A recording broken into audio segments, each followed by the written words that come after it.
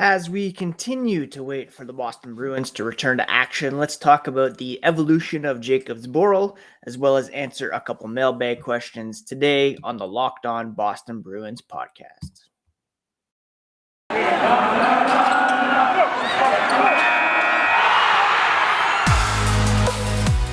You're Locked On Bruins, your daily podcast on the Boston Bruins. Part of the Locked On Podcast Network, your team every day.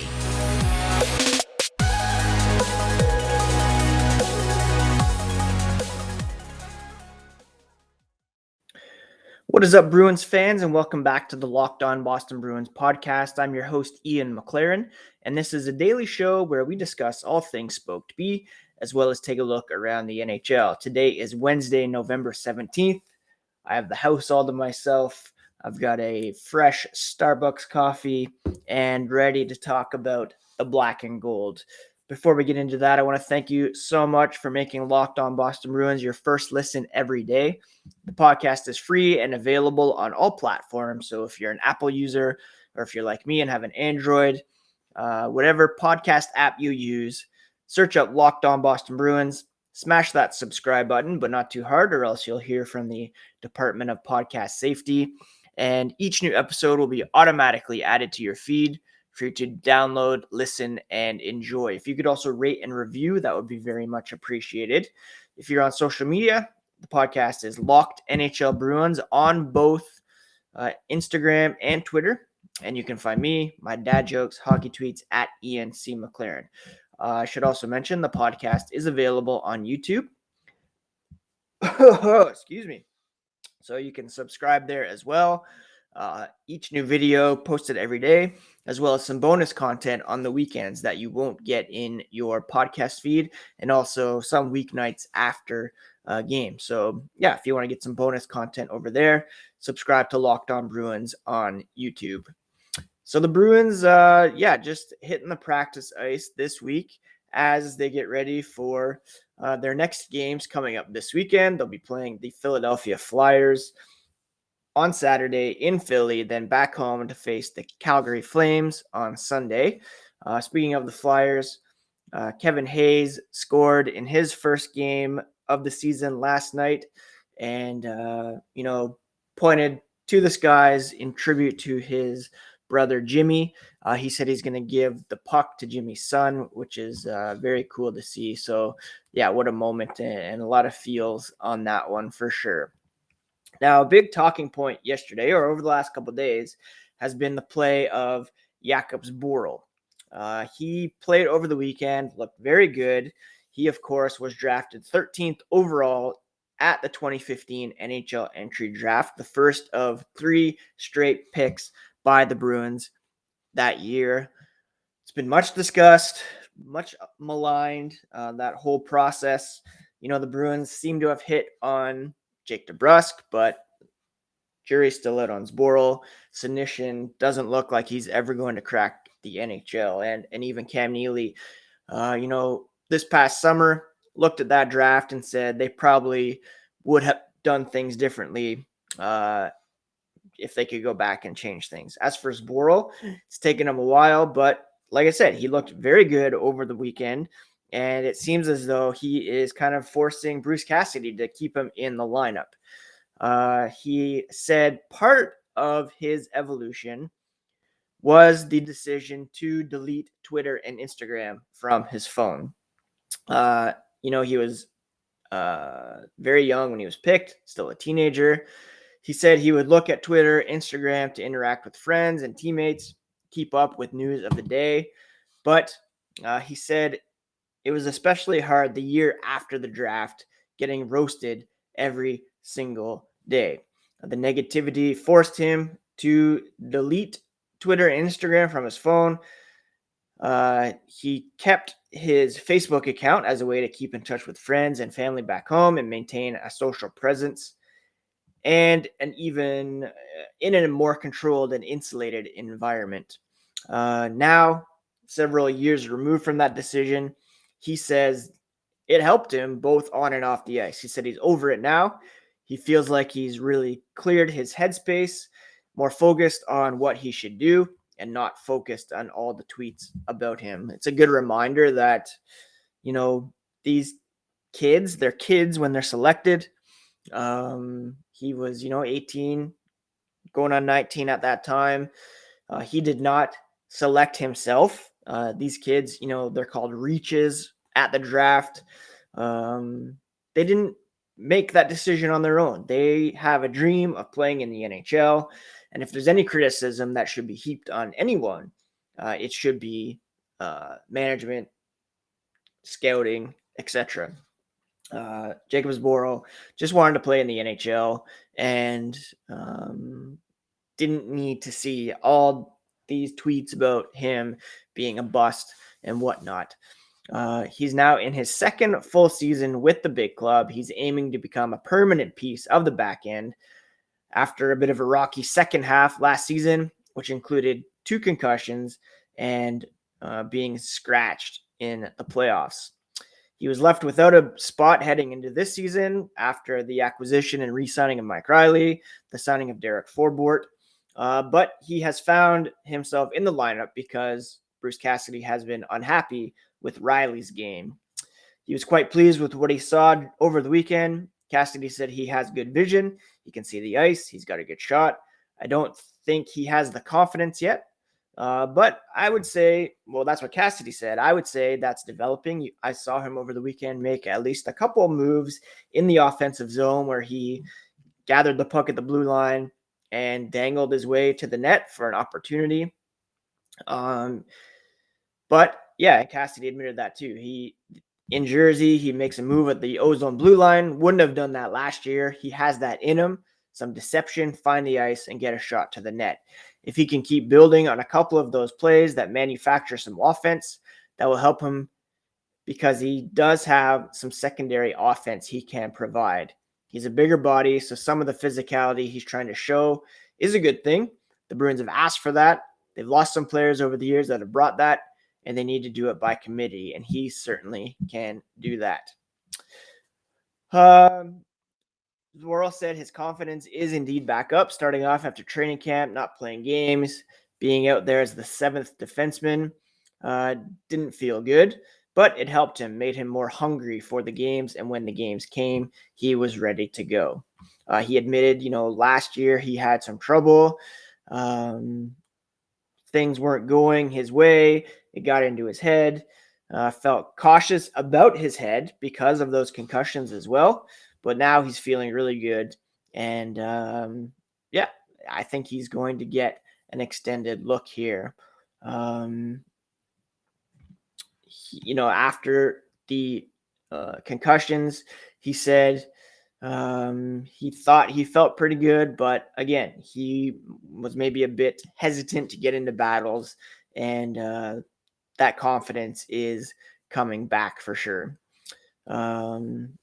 That's not to say Mike Riley is out of the lineup permanently, obviously, but they're going to have to decide who's going to come out. Do they want to take out one of the left-hand shots in Grzelcyk, Forbort, Zboril, or do they, I think this would be my choice, to take out Clifton, maybe put Zboril on the right side. So we'll see how they approach that here in practice, getting closer to Saturday's game against Philadelphia. A couple more notes from practice.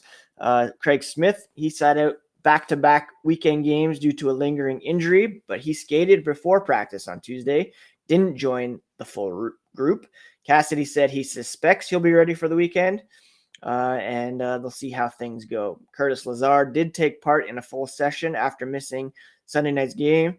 Oscar Steen was returned to Providence, likely as a paper transaction, but they'll see how Lazar and Smith are feeling before the weekend. They don't play till Saturday, so it makes sense for him to get back down. Trent Frederick, he is okay per Cassidy. Wouldn't call him close to going out. There's a few more things he needs to take care of. He has an upper body injury. Who knows exactly what that means, but doesn't seem like he'll be ready for this weekend.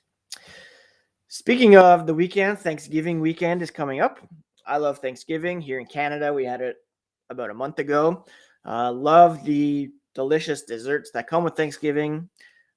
Someone with a gluten allergy, I'm not able to have many of the desserts that come on the table. Built Bar is a perfect substitute.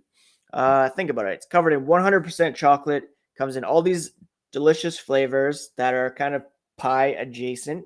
One slice of pie has about 300 calories. That's on the low end. Most Built Bars are about 130 calories with only 4 grams of sugar and plenty of protein. Again, they're low calorie, low carb, low fat, low sugar, high protein, covered in 100% real chocolate, so you can get that dessert vibe and not feel bad about it. Built Bar is a great option for these family gatherings. You can spread the word to Aunt Bessie. New surprises all month, limited flavors arriving at built.com regularly. Check the site often. There's nothing like Built Bar Black Friday as well. Mark your calendar. Black Friday will be a huge event with all sorts of surprises. Go to built.com, use promo code LOCKED15 to get 15% off your order. That's promo code LOCKED15 for 15% off at built.com.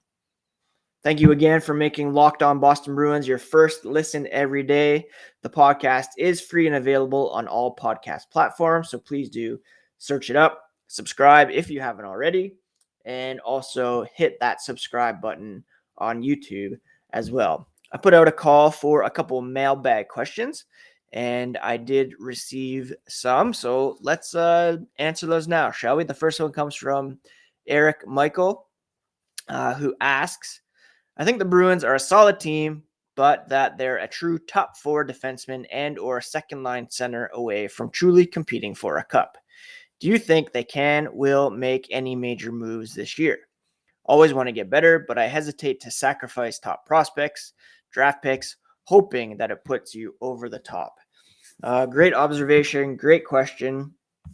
I think with Patrice Bergeron under contract for this season and some uncertainty heading into the future, I think you will see Don Sweeney make some sort of swing prior to or at the trade deadline this season. In the past, he has not hesitated to trade a first-round pick or not necessarily prospects, but guys who have some upside but don't really seem to have a fit, like an Anders Bjork last year, like Danton Heinen, like Ryan Donato as well. Will Jack Studnicka be that guy this season? It's possible. Will they dangle a first-round pick? Possibly.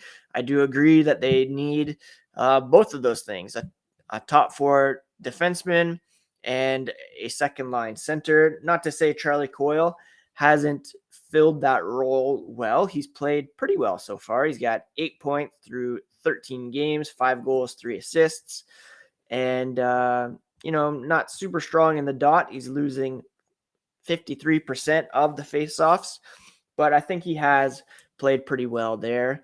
I do still think he's better suited as a third line center. So if the Bruins can acquire a second line center who has some years ahead of him, like a Thomas Hertl perhaps, that would make it easier to trade, say, a Jack Studnicka, who doesn't have the look of a second line at center at the moment. So yeah, I completely agree with you that you always want to get better. I don't think they'll hesitate to sacrifice prospects or picks in the hope that they can make one more run at least with Patrice Bergeron as captain. Again, I don't think this is his last season, but there's always that possibility, and we'll see exactly what Don Sweeney does, but I would be surprised if this is the roster that heads into the playoffs. Obviously, there's always injuries that come up as well, so we'll see if that necessitates a trade, but yeah, I totally agree that that moves will be made by Don Sweeney prior to the trade deadline. Another question comes from Denny Dester at Dester Jester on Twitter. They ask, after the long break and going back to a normal schedule, how do the Bruins balance Swayman and Ullmark in the net? with Swayman being as hot as he's been and not wanting to cool him off, but also with Ullmark struggling and wanting to get his confidence up. I know you talked about what Coach Cassidy said, but what do you think? Over this past weekend, Cassidy decided to roll with Jeremy Swayman in both games. Obviously, there's this big 5-day break. They'll be coming back into a back-to-back situation with Calgary and Philadelphia. Swap those. Philly on Saturday, Calgary on Sunday. Will they want to go back to Swayman for both of those games? Part of Cassidy's rationale was that he was used to that, those back-to-backs, playing in Maine, in college, weekend games. I would bet that Swayman will get the start on Saturday and then perhaps go back to Ullmark on Sunday. But, if Swayman plays well against the Flyers, then perhaps they will go back to him for the back-to-back. Bigger picture, though, I think we will see more of an even split between the two goalies. I don't think Swayman is still ready yet to carry like 80% of the load. I think it might be more 60-40. If there's 3 games a week, maybe for the time being, they'll give Swayman 2, Ullmark 1. But the reality is they have invested 4 years, $20 million into Ullmark, and they need him to find a rhythm, to get going at some point. And I think they will indeed turn back to him at some point. But having said that, they also need points. They need to make up some games here in the standings. They need to solidify their place in the Eastern Conference.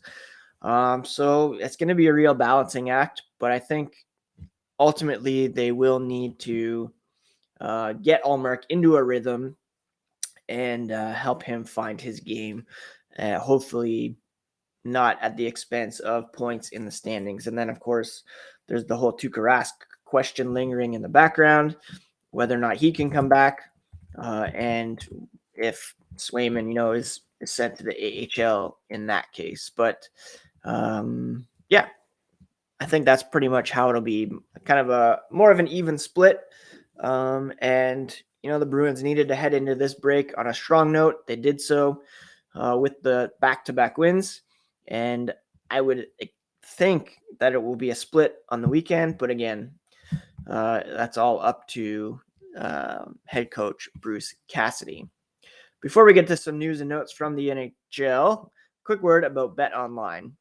They're back and better than ever. They have a new web interface for the start of basketball and hockey with more props, odds, and lines than ever before. It's your number one spot for all things football as well this season. Again, head to their new updated desktop or mobile site to sign up today and receive a 50% welcome bonus on your first deposit. Just use promo code LOCKEDON. They're the fastest and easiest way to bet on all your favorite sports, and you don't want to wait to take advantage of all the amazing offers they have for the 2021-22 season. That's BetOnline, where the game starts. Now, there was a bit of a bombshell dropped yesterday in the sports business news sphere, and that is Fenway Sports Group is in advanced talks to purchase the Pittsburgh Penguins. They, of course, are the owners of the Boston Red Sox. They own Fenway Park, as well as Liverpool FC. The cost of the sale could be around $850 million. Mario Lemieux would maintain a small stake in the team and continue to have a say in hockey matters. The move would presumably ensure the long-term stability of the Penguins.